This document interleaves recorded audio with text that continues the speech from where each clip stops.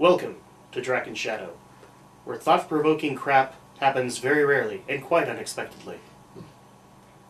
I am Drak. I am Shadow. And here we are to discuss the future. In Isaac Asimov terms, are the three laws of robotics right? You decide.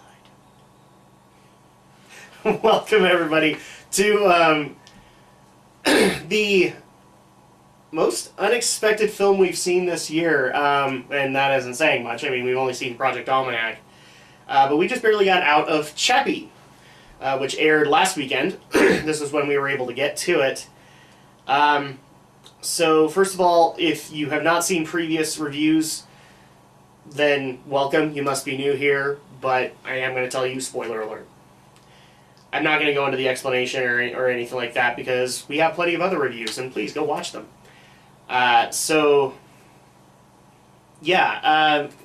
Spoilers ahead. If you want to see our thoughts, you can fast forward to us not talking about it, but here we go. We're going to explain this as best we can because, holy crap, this movie's a little confusing. Yeah. So I know a lot of people from the trailers, I think you and me discussed a lot of it, was this really did look like a rebooted telling of Short Circuit, and man were we wrong. It really isn't. It's probably a unique telling all of its own. I characterize it to a little bit of Short Circuit, but also a little bit of like the Iron Giant, and a little bit Asimovian in its layout of robots. But yeah, let's get into it. So we're not really given the future year, I don't think. No. But this is based in Africa? South Africa. South Africa, and we're going to go with the year 20XX because if it works for Mega Man, it works for us. Yeah. And in this universe, actually another one would be, I'll go into that when we get into it because now that I think about it, it actually did justice where a previous film last year did not. Mm-hmm.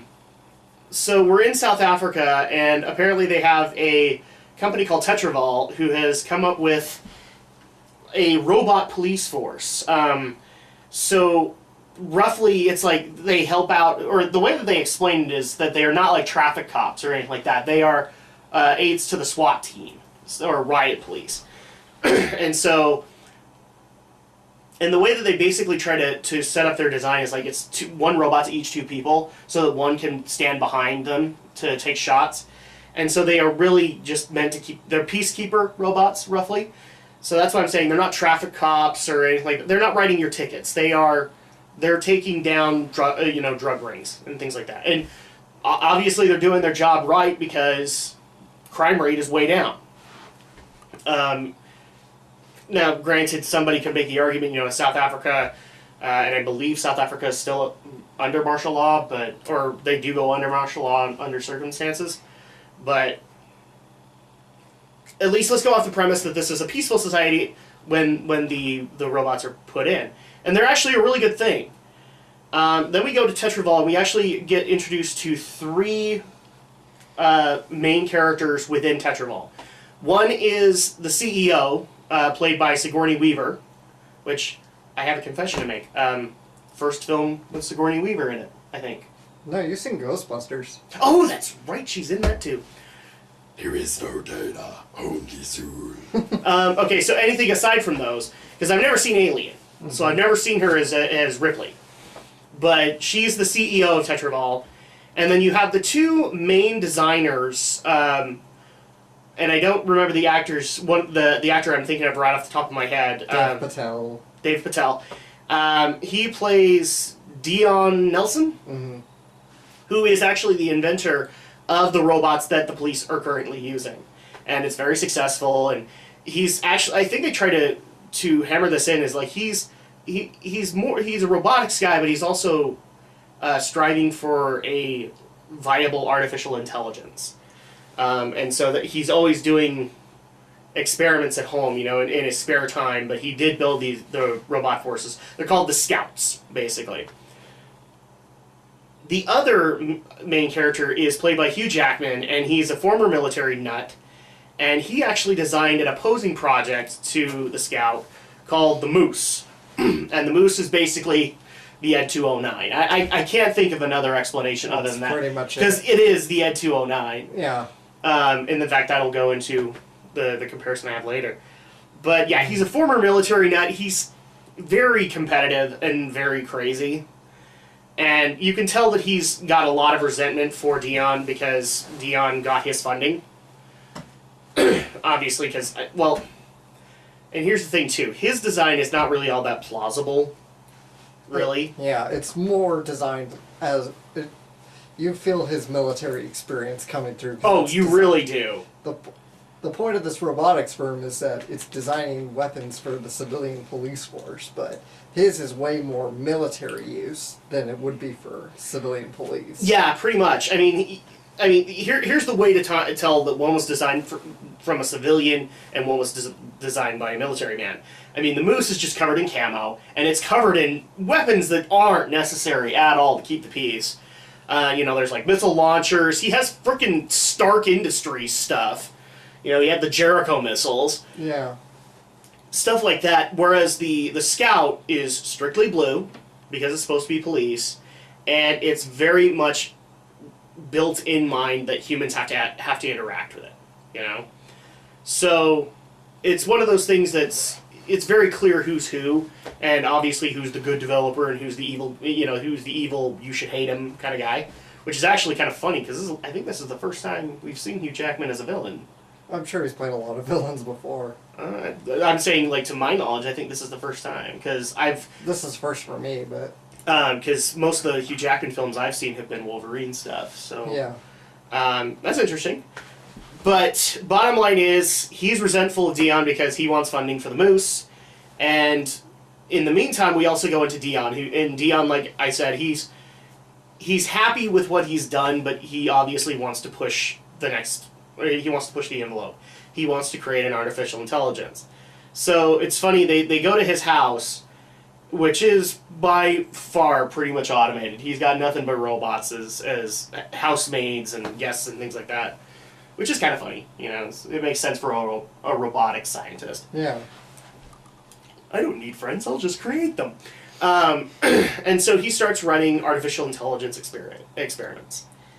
And he just, I guess this is like his night job, because he doesn't go home and go to bed. He goes home, starts chugging Red Bulls, and keeping himself up so that he can do this. Well, we actually come in on the night that he has finally figured out how to make an artificial intelligence. One that can learn, one that can think for itself. Obviously, as a scientist, he wants to test this. But the only way for him to test it is like all the hardware that he has is for these Scout units, and they are company property. So he doesn't have like a prototype for himself that he can work with. It's all company property. So he goes to Sigourney, and I don't remember her name off the top of my head. It's like something Brand. Yeah. Which is totally generic. He goes to her to see if maybe he could take like a broken robot, which he had signed for destruction the earlier day, and just experimented with it. And she says no, because it's just going to create a nightmare for her, insurance-wise, because obviously these things cost a lot of money.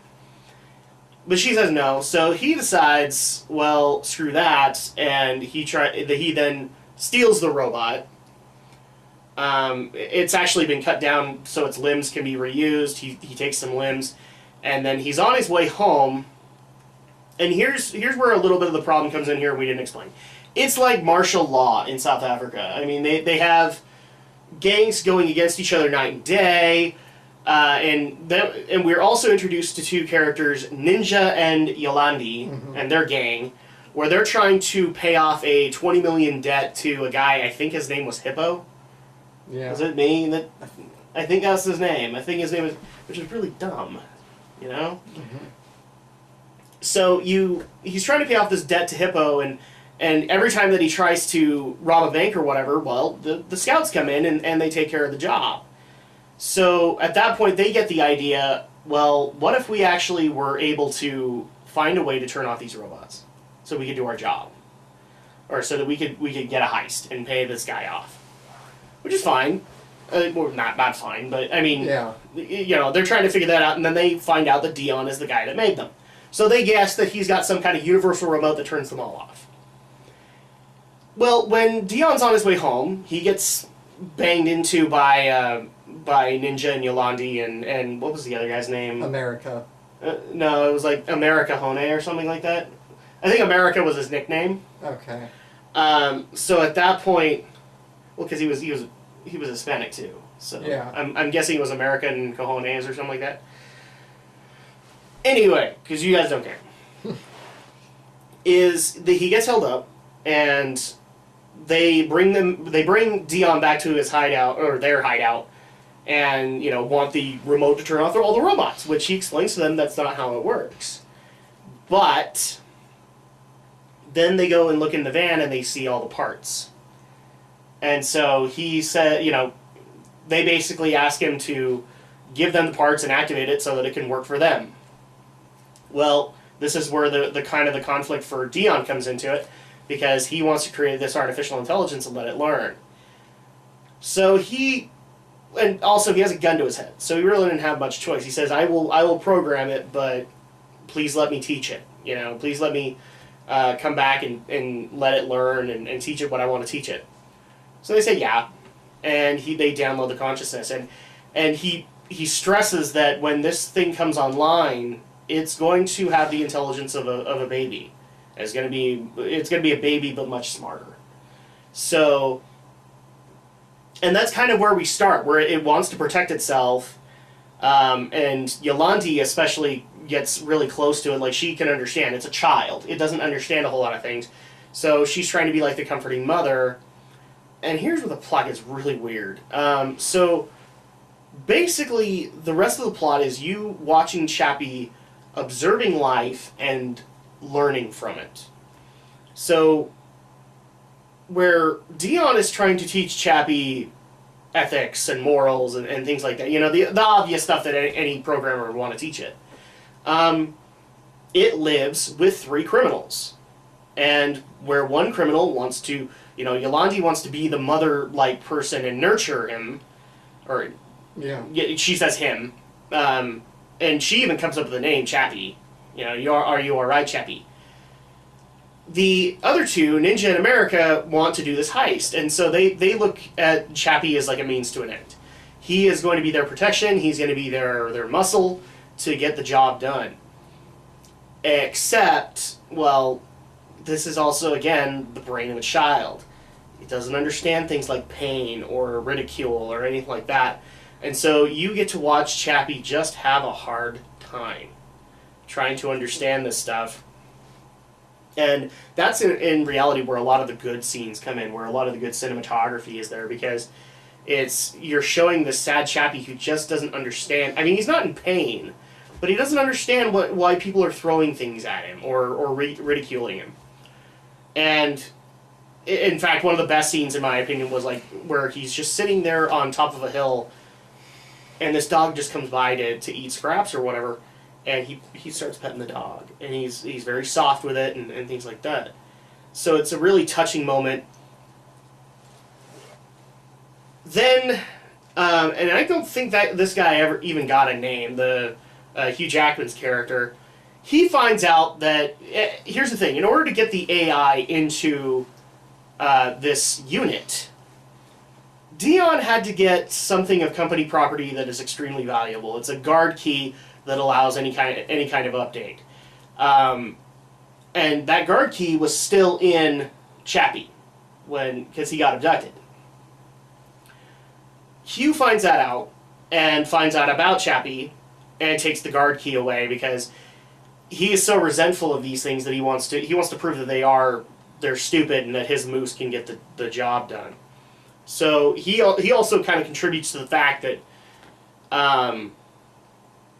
humans are just douchebags. I mean, the way that they treat Chappie in the beginning of the film, and the only 2 that treat him like he's worthwhile is Yolandi and Dion. America to some extent, like he's willing to be his buddy, but he also wants to get the heist done. Mm-hmm. So I may fast forward this a little bit, but that's just because I really do want people to see this, and it's really difficult to explain. Overall, we get to see some conflicts where Dion wants to nurture his creativity. He wants to nurture this mind and let it grow as it's going to grow. Mainly because, to him it's kind of still an experiment, but it's almost like, as a creator, he treats it like his own child. Then Yolandi is the nurturing mother character who tries to show that there's everything about him, and he's got a soul, he's got a consciousness, and very nurturing to Chappie, especially like when he comes back from all the crap that happened to him in that one day. He has Molotovs thrown at him, he has a bunch of rocks, and eventually the Hugh Jackman character saws off his arm so that he can get the guard key out. And so they have this really kind of nurturing moment where Yolandi is worried about him, and she's like, "What happened to you? What happened to you?" And this is where I would like to give credit to the guy who voiced and did the motion capture for Chappie, where he looks like a little kid. Mm-hmm. He's just like, a man did this to me, and it's really, really touching to watch. And they take some of the spare parts and give him another arm, and so you have that aspect of his life. But then you also have Ninja and America wanting to teach him to be a criminal, and they've noticed that when they tell him to shoot things, when they tell him to do certain things, they're treating him like a robot that's going to learn. Except he's a child, so when you shoot off the gun, he's flinching. It's loud. Ninja in turn decides, oh, well, then we're going to teach him, like, he's not killing people, he's putting them to sleep. And so at that point, we actually get to have kind of a funny moment, but kind of not, where Chappie's committing crimes. It's funny in the aspect that he doesn't know what he's doing. Mm-hmm. And so it looks kind of funny, but ethically that what he's doing is wrong. Yeah. Then we actually kind of get into one of the conflicts here. So the scout that Chappie is in, actually very early on in the movie, we actually see this frame take a grenade launcher to the chest. So his body is fused to a point where you could not replace the battery. It's only going to run for so long, and then it's done. And so at that point, where Chappie thinks he's going to live forever, then he finds out, no, I'm not going to live forever because we can't get you a new battery. And then you literally have to watch this robot deal with concepts like death. Like, what happens when he is gone? And this eventually leads into where one of the more touching moments is like where he actually... See, they won't give him a gun because they're loud, but they'll give him things like ninja stars because that will put people to sleep. And so he actually goes out and helps them with the heist, throws a star at somebody, and then is wondering why this person is afraid of him like he was earlier in the film when he's just putting him to sleep. And so he's like, why are you not asleep? Why are you not asleep? And the guy keeps on saying, don't hurt me. And then finally, you could actually see, like, even though it's a blank face, I'm sorry, I thought it would make you go to sleep. And then he confronts Ninja on lying to him. He also confronts Dion, because Dion didn't tell him about the battery problem. He didn't tell him that was going to be the problem. So then it becomes a whole thing of Chappie wants to find a way to survive and prolong his experience. And through a purchasing of explosives for the heist, they actually get their hands on a bunch of PS4s, which is kind of funny. It's like 8 PS4s all on the line.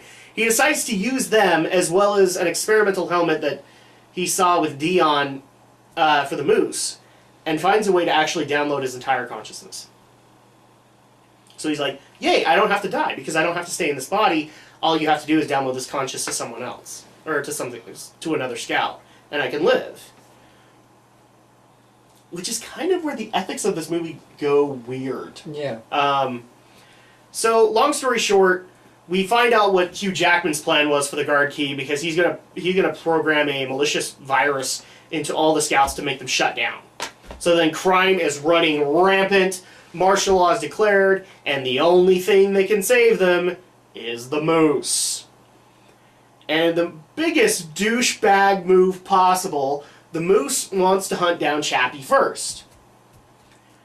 Which in turn just makes all hell break loose. Dion takes the bullet, Ninja's almost killed, Yolandi is killed, and Chappie actually does have a confrontation with this moose and kill it. So, you have that going on.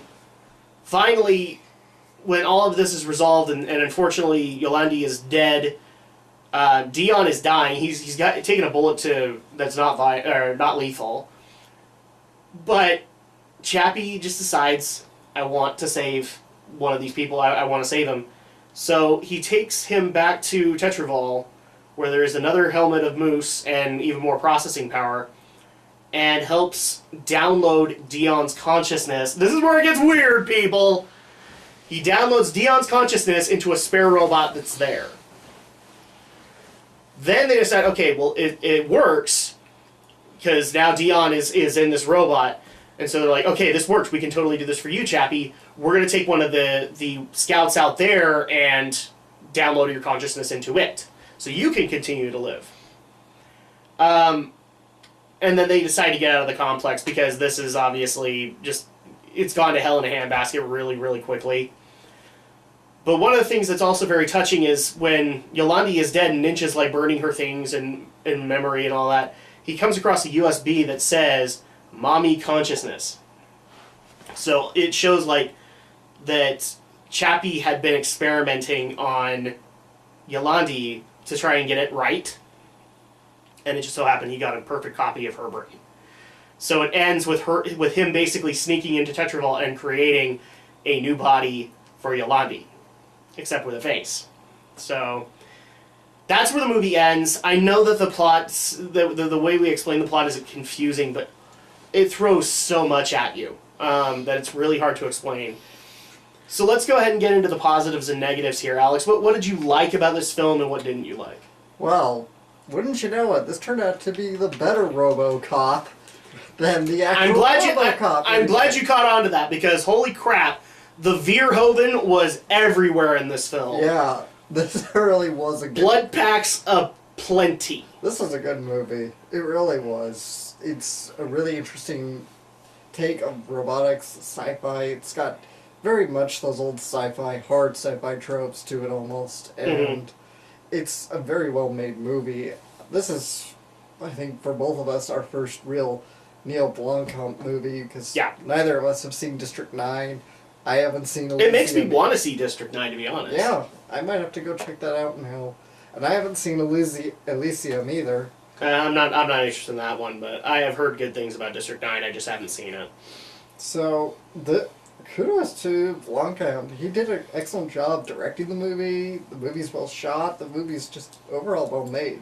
The Chappie looks amazing. I'm guessing, it's motion capture. It's motion capture, and major props to the voice of Chappie as well as the motion capture for Chappie. They did a really good job of portraying this robot as a kid and learning.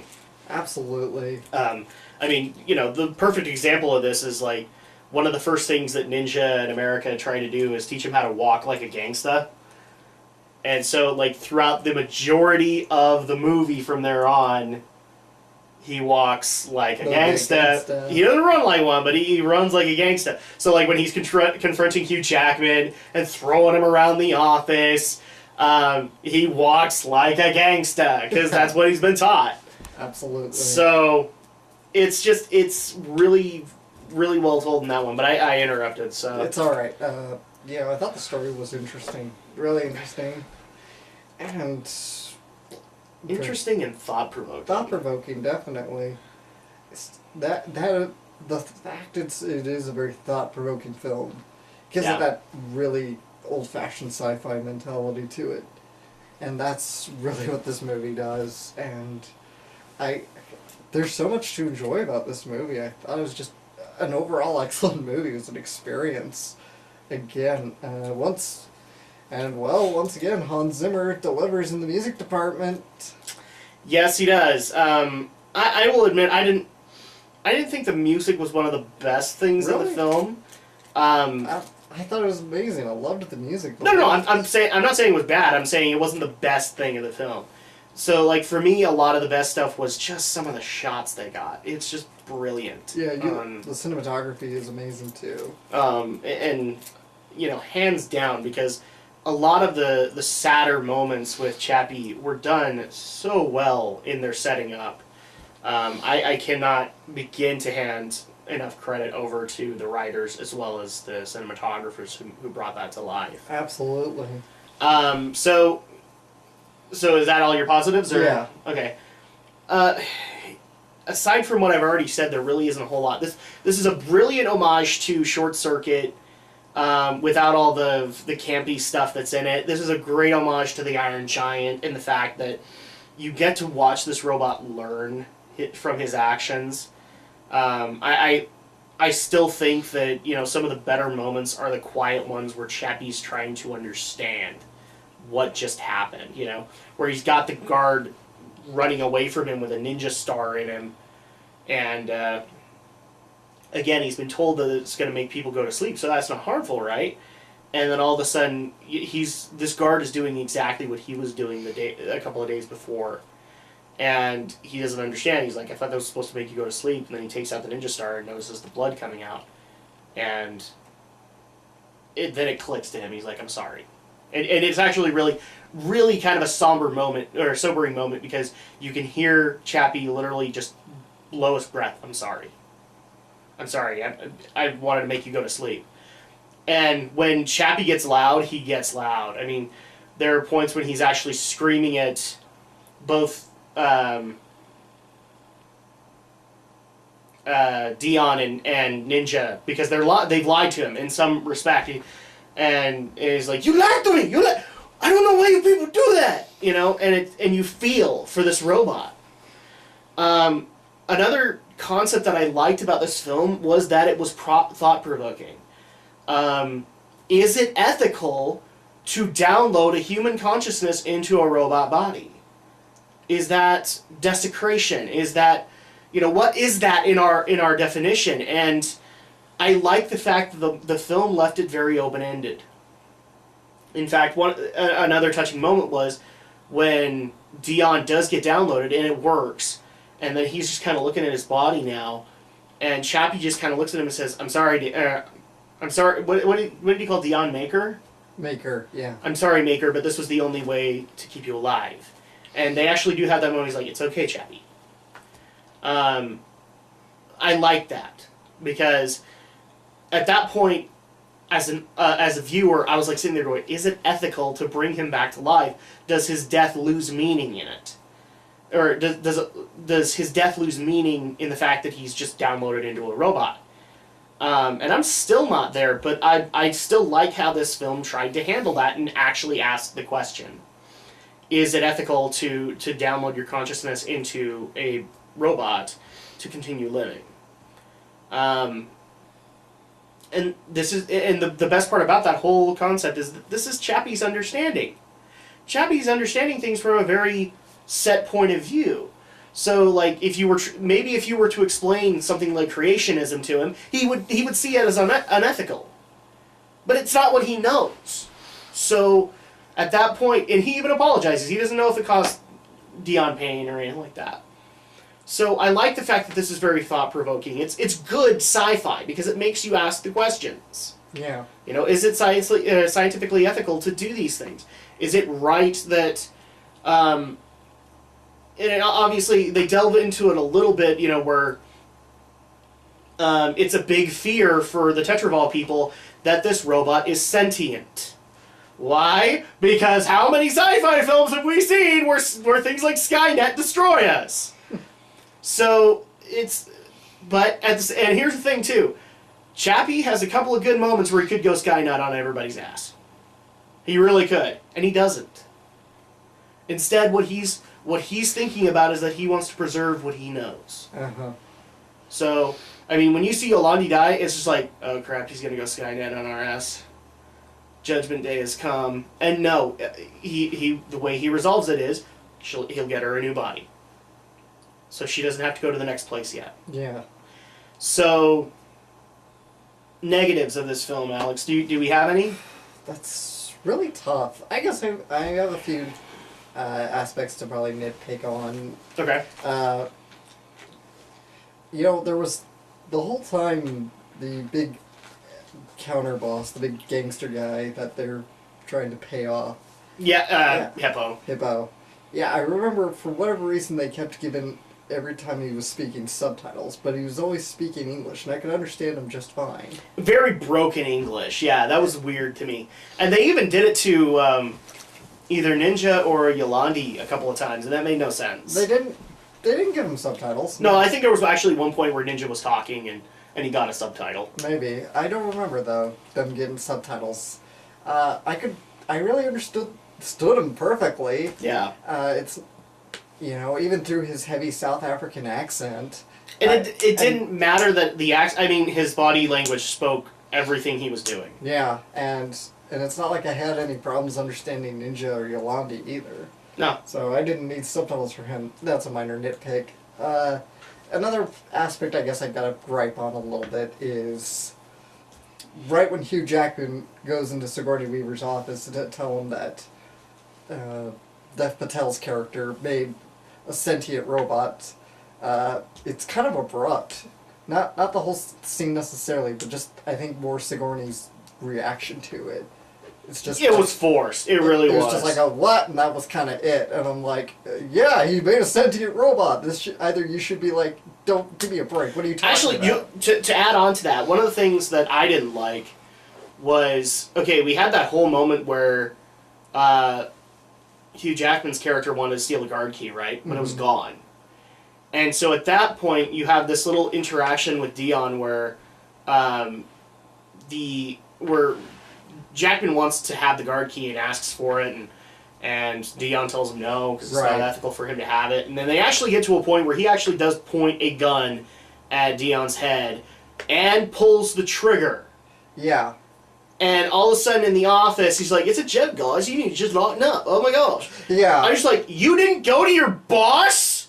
Yeah. He just threatened to kill you. He should be cleaning out his desk right now and turning himself over to the cops. Security would have... This is a former soldier, guys.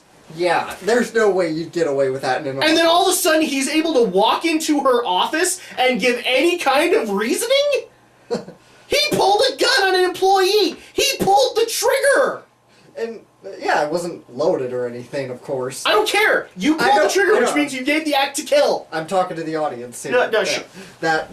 Just so people know, it wasn't a loaded gun, but you're right. No. That seemed like, right then and there, Sigourney Weaver should have come in and... Her reaction to him when he walked in the office is, your ass should be out of here, and if it's not in the next 5 seconds, I'm calling the cops. That's how the reaction should be, and you're listening to him? Yeah.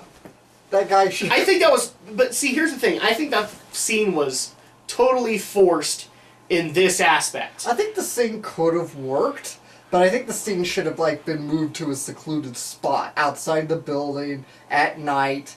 Yes.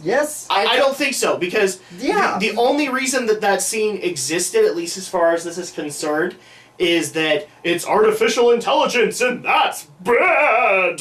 No, that wasn't the point of the scene. The point of the scene is he's jealous of Dion.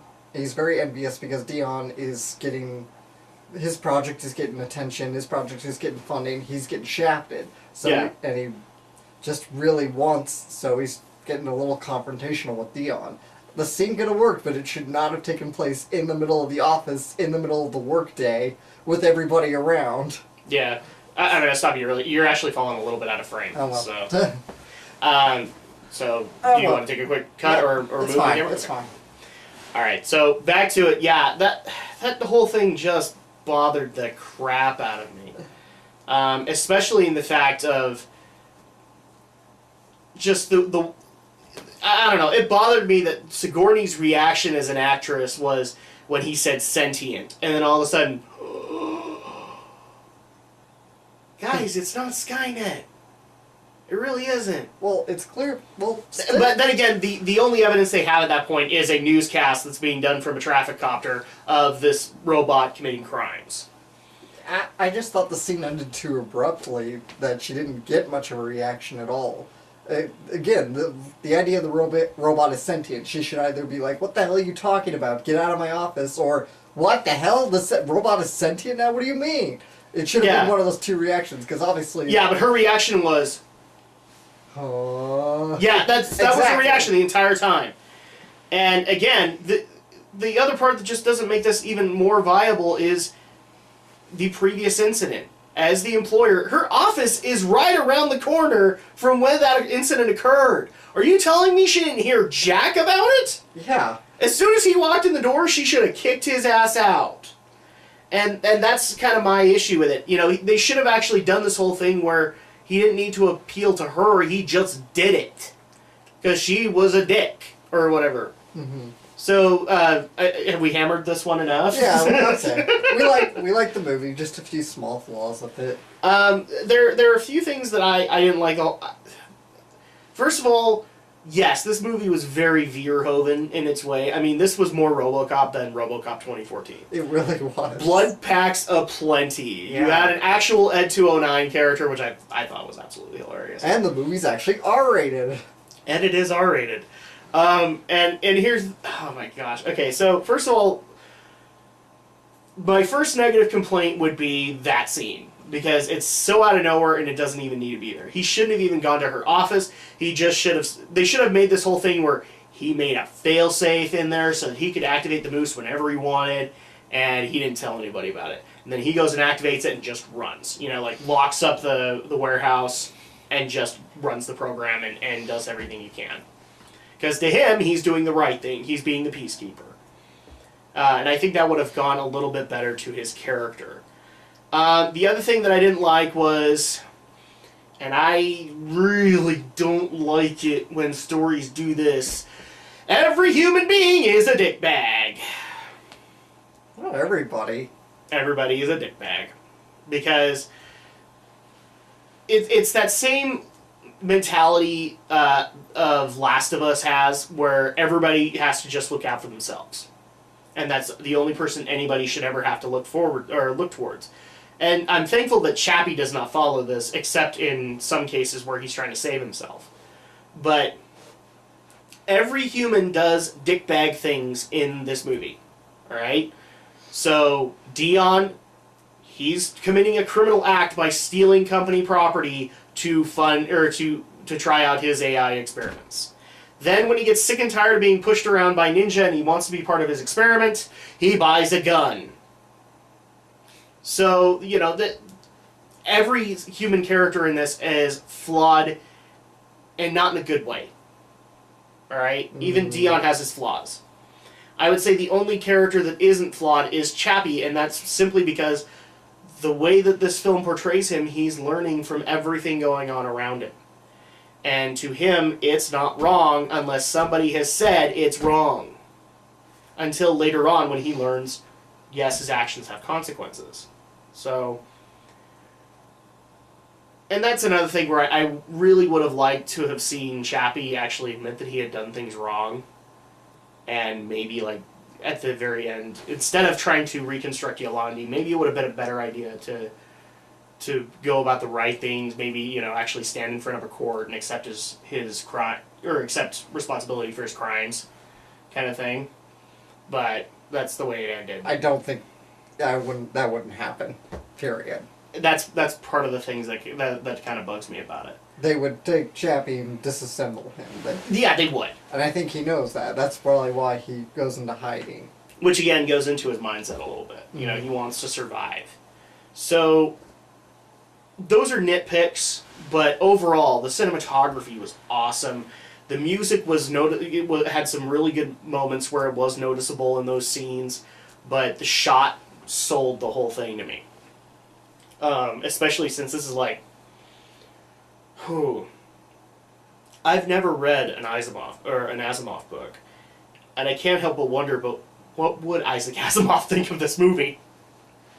Because it was thought-provoking enough that I wanted to see like another in its not in its design, but like, and I'm not saying a sequel, but I would like to see like maybe another robot movie going a little bit further. So robots have become a part of society.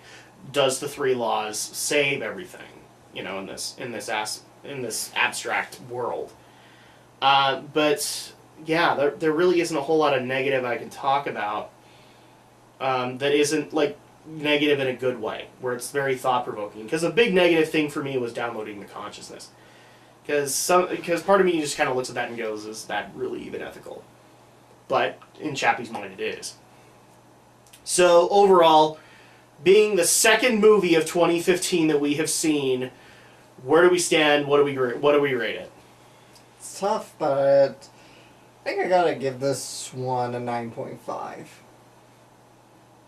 I'm actually kind of in the same place. I think what it did wrong wasn't that noticeable. Yeah. It didn't hurt the overall presentation, and the other aspect of it is like it's thought provoking, but in a good way. It's not necessarily like trying to impose thought upon you. It is merely making you ask the question. So yeah, I think I'd give it a 9.52. This is definitely an A effort. I'm very excited to see what Neill Blomkamp does in the future. Mm-hmm. Will I see the next Alien? Probably not. I don't know. I've been hesitant about those ones. Mm. When my family gets nightmares over the Alien films, I'm like,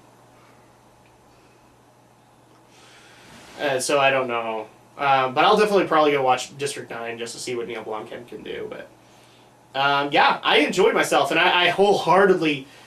So first things first. So we tried to add this in last time, I think, with Project Almanac. And we did. With how much would we actually be willing to spend on this one? And so I'm going to ask that question again. Yeah. So how much are you willing to spend on this one, Alex? This one's definitely worth regular admission to any theater.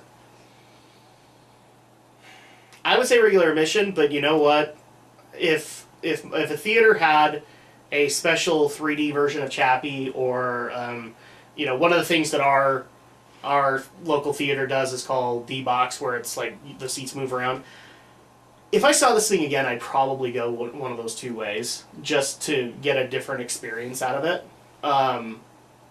Just because I would like to see how well the CG is with Chappie. Can it work in 3D space?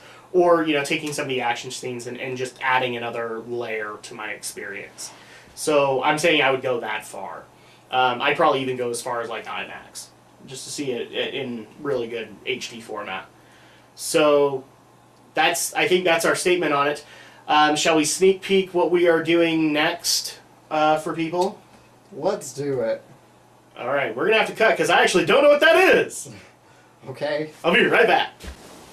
So first things first, as a special advertisement, people have asked whether or not this would be one of those films where we would bring in the Geek News crew.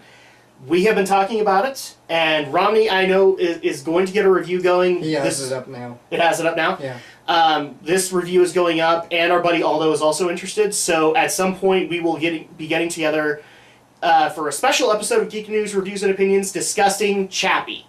So we will have some discussions on, and I'm even going to bring some of these topics in there, because I think it would be interesting to get everybody's opinion on it. And we'll keep you guys posted when that's going to happen. But the next film that we are going to do, and I'm totally excited, is Avengers 2: Age of Ultron. Avengers! Assemble! So, and that'll also be a special Geek News episode as well. So we will be doing our review of it, but also Romney will take it, and then we will get together and do like a group review of Age of Ultron as a whole, and let you guys have that kind of a discussion episode. But till then, until it is time for the Avengers to assemble yet again on film, we'll see you next time.